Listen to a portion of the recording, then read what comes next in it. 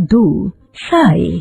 हिंदी के प्रसिद्ध उपन्यासकार एवं कहानी लेखक हिमांशु जोशी द्वारा रचित इस कहानी में एक मित्र की संवेदनाओं का सुंदर चित्रण है।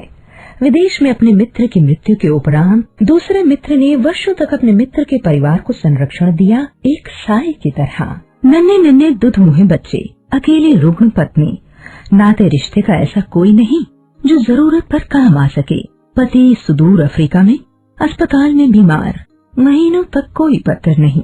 हर रोज वे रंग बिरंगे टिकटों वाले पत्र की राह देखते, परंतु डाकिया भूल से भी इधर झांकता न था। हाँ, बहुत लंबे अरसे बाद एक पत्र एक दिन मिला। बड़ा अजीब सा था वह, बड़ा करुण, बड़ा दर्द भरा। नैरोबी के किसी अस्पताल से लिखा था। रंग भेद के कारण पहले यूरोपियन लोगों के अस्पताल में जगह नहीं मिली। इस अनावश्यक विलंब के कारण रोग काबू से बाहर हो गया है। डॉक्टर ने ऑपरेशन की सलाह दी है, किंतु उसमें भी अब सार लगता नहीं। चंद दिनों की मेहमानदारी है, उसके बाद तुम लोगों का क्या होगा, कुछ सूझता नहीं। पास होते तो भरोसा रखना, भगवान सबका रखवाला है, जिसने पैदा किया है वह परवरिश भी करेगा। पत्नी पत्र पढ़ती, रोती। अबोध बच्चे रुलाई भरी आंखों से माँ का मुंह ताकते। फिर चिट्ठी पर चिट्ठियां डाली उन्होंने, फिर तार। तब कहीं कीनिया की मोहर लगा एक विदेशी लिफाफा मिला। लिखा था, परमात्मा का ही चमत्कार है, हालत सुधर रही है, एक नया जन्म मिला है। थोड़े दिनों बाद फिर पत्र आया, पहले की तरह किसी से बोलकर लिखवाया हुआ। हालत पहले से अच्छी है, चिंता की अब कोई बात नहीं। पहले की तरह कुछ रुपए भी पहुंच गए इस बार। बच्चों के मुरझाए मुखड़े खिल उठे। रुग्ण पत्नी का स्वास्थ्य तनिक सुधार की ओर बढ़ा। चिट्ठियां नियमित रूप से आती रहीं, रुपए भी पहुंचते रहे। उसमें लिखा था, हाथ के ऑपरेशन के बाद अब वह पत्र नहीं लिख पाता, इसलिए किसी से लिखवा लेता है। इधर एक नया टाइपराइटर खरीद लिया है उसने। अपने कारोबार का भी कुछ विस्तार कर रहा है धीरे धीरे। कुछ नई जमीन खरीदने का भी इरादा है शहर के पास। एक फार्म हाउस की योजना है। घर के बारे में, पत्नी के बारे में, बच्चों की पढ़ाई के बारे में कितने ही प्रश्न थे। बड़ी उत्साहजनक बातें थी, विस्तार से। इतना अच्छा पत्र पहले कभी भी न आया था। सबको स्वाभाविक रूप से प्रसन्नता हुई। डूबती नाव फिर पार लग रही थी धीरे धीरे। लगभग 3 बरस बीत गए। घर की ओर से पत्र पर पत्र जाते रहे कि अब उसे थोड़ा सा समय निकालकर कभी घर भी आना चाहिए। बच्चे बहुत याद करते हैं, उसे देखने भर को तरसते हैं। जो जो हिदायतें चिट्ठी में लिखी रहती हैं, उनका अक्षरशः पालन करते हैं। माँ को किसी किस्म का कष्ट नहीं देते, कहना मानते हैं। पढ़ने में बहुत मेहनत करते हैं। अज्जू कहता है कि बड़ा होकर वह भी पापा की तरह अफ्रीका जाएगा, इंजीनियर बनेगा, पापा के साथ खूब काम करेगा। अब वह पूरे 12 साल का हो गया है, 6ठी कक्षा में अव्वल आया है। मास्टर जी कहते हैं कि उसे वजीफा मिलेगा। तनु अब 18 पार कर रही है, उसका भी ब्याह करना है।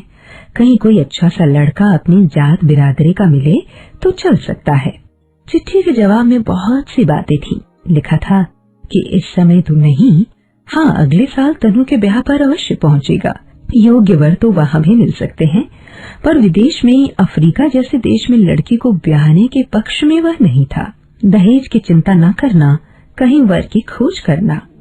वर की तलाश में भटकने की अधिक आवश्यकता न हुई। आसानी से खाता पीता घर मिल गया। शायद इतना अच्छा घराना न मिलता, लेकिन इस भ्रम से कि कन्या का बाप अफ्रीका में सोना बटोर रहा है, सब सहज हो गया। शादी की तिथि निश्चित हो गई। नैरोबी से पत्र आया कि वह समय से पहुंच रहा है। गहने कपड़े सब बनाकर वह साथ लाएगा, लेकिन शादी के समय वह चाहकर भी नहीं पहुंच पाया। विवशताओं से भरा लंबा पत्र आया कि इस बीच जो नया कारोबार शुरू किया है उसमें मजदूरों की हड़ताल चल रही है। ऐसे संकट के समय यह सब छोड़कर वह कैसे आ सकता है। हाँ, गहने कपड़े और रुपए भिजवा दिए हैं। वर वधू के चित्र उसे अवश्य भेजे, वह प्रतीक्षा करेगा। खैर, ब्याह हो गया धूमधाम के साथ। विवाह के सारे चित्र भी भेज दिए। अज्जू ने इस वर्ष कई इनाम जीते। हाई स्कूल की परीक्षा में जिले में सर्वप्रथम रहा, खेलों में भी पहला। बहुत से सर्टिफिकेट मिले, वजीफा मिला। इनाम में मिली सारी वस्तुओं की फोटो वे पापा को भेजना न भूले। बदले में कीमती कैमरा आया, गर्म सूट का कपड़ा आया, सुंदर घड़ी आई और मन स्पर्शी लंबा पत्र आया।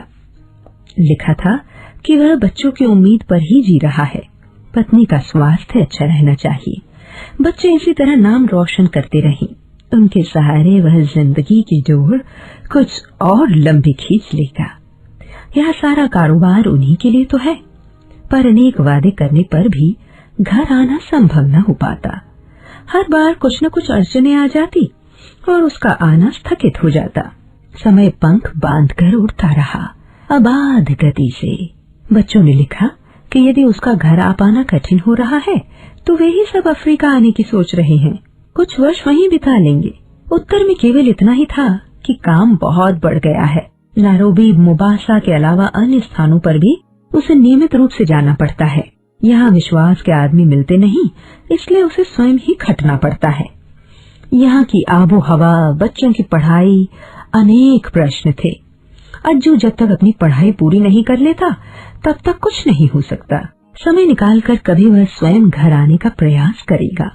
बच्चों की बहुत याद आती है, घर की बहुत याद आती है, लेकिन विविधता के लिए क्या किया जाए।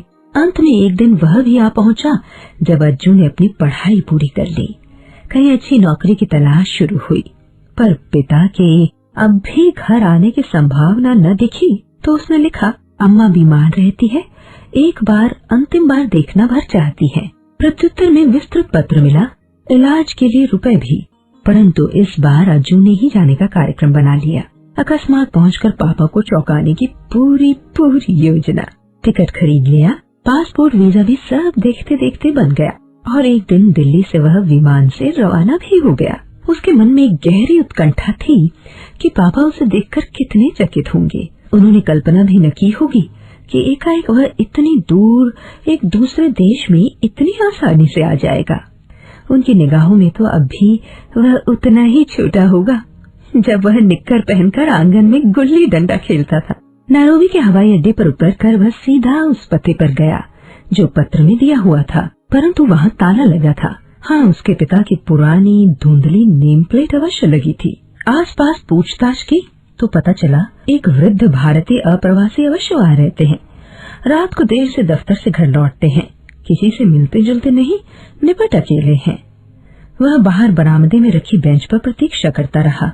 रात को एक बूढ़ा व्यक्ति ताला खोलने लगा तो देखा एक युवक सामने बैठा ऊँघ रहा था। उसका नाम धाम पूछा तो उसे अपनी बाहों में भर लिया, बड़े उत्साह से स्वागत किया। भोजन के बाद वे उसे अपने कमरे में ले गए। दीवार की ओर उन्होंने इंगित किया, एक नन्हा बच्चा माँ की गोद में लुढ़का के रख रहा है। यह किसका चित्र है? युवक ने गौर से देखा, कुछ झेपते हुए कहा, मेरा। वृद्ध इस बार कुछ जोर जोर से खिलखिलाए, मेरे बच्चे तुम इतने बड़े हो गए हो। सच, इतने साल बीत गए जैसे कल की बात है। उन्होंने उसके चेहरे की ओर देखा, तुम शायद नहीं जानते तुम्हारे पिता का मैं कितना जिगरी दोस्त हूँ। कितने लंबे समय तक हम साथ साथ रहे, दो दोस्तों की तरह नहीं, सगे भाइयों की तरह। उसी ने मुझे हिंदुस्तान से यहाँ बुलाया था, बड़ी लगन से सारा काम सिखाया। साथ साथ साझे में हमने यह कारोबार शुरू किया।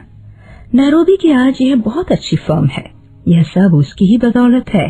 कहते कहते वे ठिठक गए। उसका हाथ अपने हाथों में थामते हुए वे बोले, तुम्हारी माँ कैसी है? अच्छी है। भाई बहन सब ठीक हैं। कहीं कोई कठिनाई तो नहीं? ना, सब ठीक है। बस यही मैं चाहता था, यही। हौले से उन्होंने उसका हाथ सहलाया। देर तक शून्य में पलके टिकाए सोचते रहे। कुछ क्षणों का मौन भंग कर खोए खोए से बोले, देखो बेटे, तिनकों के सहारे तो हर कोई जी लेता है, लेकिन कभी कभी हम तिनकों के साए मात्र के आश्रय भंवर से निकलकर किनारे पर आ लगते हैं। हमारा जीवन कुछ ऐसे ही तंतुओं के सहारे टिका रहता है। यदि वे टूट जाएं, छिन्न भिन्न होकर बिखर जाएं, तो पल भर में पानी के बुलबुलों की तरह सब। जरा सोचो बेटे, वे खांसे, तुम्हारे पिता की मृत्यु आज से 15-20 साल पहले हो जाती तो क्या होता? भले ही वे एक अच्छी रकम तुम्हारे नाम छोड़ जाते, उन्होंने युवक के असमंजस में डूबे गंभीर चेहरे की ओर देखा। रुपए रेत में गिरे पानी की तरह विलीन हो जाते और तुम अनाथ हो जाते। तुम्हारी माँ घुट घुट कर कब के मर चुकी होती। तुम इतने हौसले से नहीं पढ़ पाते। जहाँ तुम आज हो वहाँ तक नहीं पहुँच पाते। निराशा की, हताशा की तथा असुरक्षा की इतनी गहरी खाई में होते कि वहाँ से अंधेरे के अलावा कुछ भी न दिखता तुमको। उन्होंने अपने सूखे होठों को जीभ की नोक से भिगोया। हम दुर्बल होते हुए, असहाय, अकेले होते हुए भी कितने कितने बीहड़ वनों को पार कर जाते हैं, सहारे की एक अदृश्य डोर के सहारे। उनका गला भराया। तुम्हारे पिता तो तभी गुजर गए थे बेटे। अपने साझी कारोबार से उनके हिस्से के पैसे तुम्हें नियमित रूप से भेजता रहा। कितने वर्षों से मैं इसी दिन के इंतजार में था। अब तुम बड़े हो गए हो, अपने इस कारोबार में मेरा हाथ बटाओ। तुम सरसब्ज हो गए, मेरा वचन पूरा हो गया जो मैंने उसे मरते समय दिया था। उनका गला भराया। वे दीवार पर टंगे एक धुंधले से चित्र को न जाने क्या क्या सोचते हुए देखते रहे। जरा सोचो बेटे, वे खांसे। तुम्हारे पिता की मृत्यु आज से 15-20 साल पहले हो जाती तो क्या होता। भले ही वे एक अच्छी रकम तुम्हारे नाम छोड़ जाते। उन्होंने युवक के असमंजस में डूबे गंभीर चेहरे की ओर देखा। रुपए रेत में गिरे पानी की तरह विलीन हो जाते और तुम अनाथ हो जाते। तुम्हारी माँ घुट घुट कर कब की मर चुकी होती। तुम इतने हौसले से नहीं पढ़ पाते। जहाँ तुम आज हो वहाँ तक नहीं पहुँच पाते। निराशा की, हताशा की तथा असुरक्षा की इतनी गहरी खाई में होते कि वहाँ से अंधेरे के अलावा कुछ भी न दिखता तुमको। उन्होंने अपने सूखे होठों को जीभ की नोक से भिगोया। हम दुर्बल होते हुए, असहाय, अकेले होते हुए भी कितने कितने बीहड़ वनों को पार कर जाते हैं, सहारे की एक अदृश्य डोर के सहारे। उनका गला भराया। तुम्हारे पिता तो तभी गुजर गए थे बेटे। अपने साझी कारोबार से उनके हिस्से के पैसे तुम्हें नियमित रूप से भेजता रहा। कितने वर्षों से मैं इसी दिन के इंतजार में था। अब तुम बड़े हो गए हो, अपने इस कारोबार में मेरा हाथ बटाओ। तुम सरसब्ज हो गए, मेरा वचन पूरा हो गया जो मैंने उसे मरते समय दिया था। उनका गला भराया। वे दीवार पर टंगे एक धुंधले से चित्र को न जाने क्या क्या सोचते हुए देखते रहे। जरा सोचो बेटे, वे खांसे। तुम्हारे पिता की मृत्यु आज से 15-20 साल पहले हो जाती तो क्या होता। भले ही वे एक अच्छी रकम तुम्हारे नाम छोड़ जाते। उन्होंने युवक के असमंजस में डूबे गंभीर चेहरे की ओर देखा। रुपए रेत में गिरे पानी की तरह विलीन हो जाते और तुम अनाथ हो जाते। तुम्हारी माँ घुट घुट कर कब की मर चुकी होती। तुम इतने हौसले से नहीं पढ़ पाते। जहाँ तुम आज हो वहाँ तक नहीं पहुँच पाते।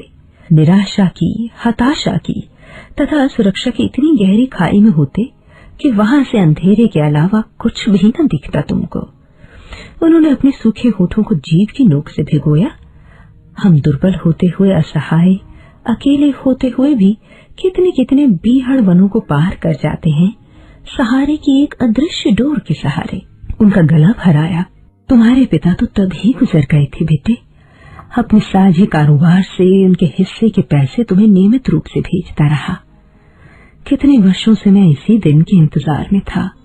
अब तुम बड़े हो गए हो, अपने इस कारोबार में मेरा हाथ बटाओ। तुम सरसब्ज हो गए, मेरा वचन पूरा हो गया जो मैंने उसे मरते समय दिया था। उनका गला भराया।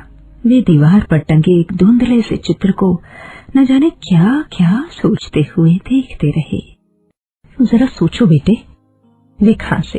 तुम्हारे पिता की मृत्यु आज से 15-20 साल पहले हो जाती तो क्या होता। भले ही वे एक अच्छी रकम तुम्हारे नाम छोड़ जाते। उन्होंने युवक के असमंजस में डूबे गंभीर चेहरे की ओर देखा। रुपए रेत में गिरे पानी की तरह विलीन हो जाते और तुम अनाथ हो जाते। जरा सोचो बेटे, वे खांसे। तुम्हारे पिता की मृत्यु आज से 15-20 साल पहले हो जाती तो क्या होता। भले ही वे एक अच्छी रकम तुम्हारे नाम छोड़ जाते। उन्होंने युवक के असमंजस में डूबे गंभीर चेहरे की ओर देखा। रुपए रेत में गिरे पानी की तरह विलीन हो जाते और तुम अनाथ हो जाते। तुम्हारी माँ घुट घुट कर कब की मर चुकी होती। तुम इतने हौसले से नहीं पढ़ पाते। जहाँ तुम आज हो वहाँ तक नहीं पहुँच पाते। निराशा की, हताशा की तथा सुरक्षा की इतनी गहरी खाई में होते कि वहाँ से अंधेरे के अलावा कुछ भी न दिखता तुमको। उन्होंने अपने सूखे होठों को जीभ की नोक से भिगोया। हम दुर्बल होते हुए, असहाय, अकेले होते हुए भी कितने कितने बीहड़ वनों को पार कर जाते हैं सहारे की एक अदृश्य डोर के सहारे। उनका गला भराया। तुम्हारे पिता तो तभी गुजर गए थे बेटे। अपने साझी कारोबार से उनके हिस्से के पैसे तुम्हें नियमित रूप से भेजता रहा। कितने वर्षों से मैं इसी दिन के इंतजार में था। अब तुम बड़े हो गए हो, अपने इस कारोबार में मेरा हाथ बटाओ। तुम सरसब्ज हो गए, मेरा वचन पूरा हो गया जो मैंने उसे मरते समय दिया था। उनका गला भर आया। वे दीवार पर टंगे एक धुंधले से चित्र को न जाने क्या क्या सोचते हुए देखते रहे।